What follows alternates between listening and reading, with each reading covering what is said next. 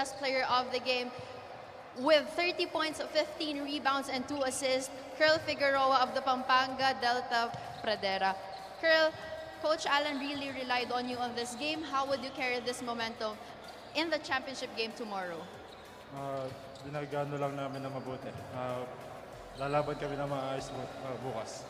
And gagawin lang namin yung sistema ni Coach Alan. Curl, meron ka bang gustong batiin at pasalamatan? Binabati ko nga po pala yung mama at papa ko. And sila Tita Mami, sila J-Lo, sila Brian, sila ate.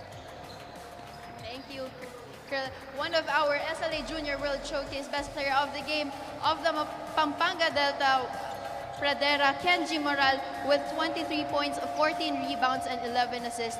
Kenji, all throughout the game, nandun yung intensity, nandun yung focus. Pero aware ka ba na lamang na kayo ng 65 points? Siyempre, di forget na nakalayo kami, pagbibigyan na namin yung kalaban.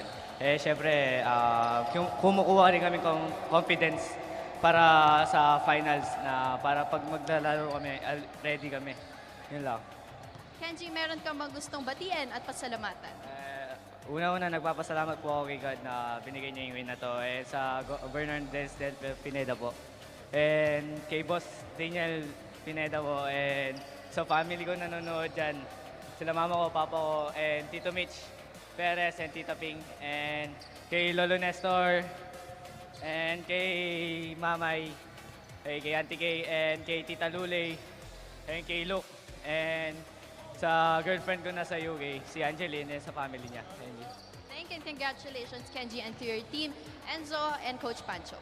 Thank you so much, CJ. Congratulations.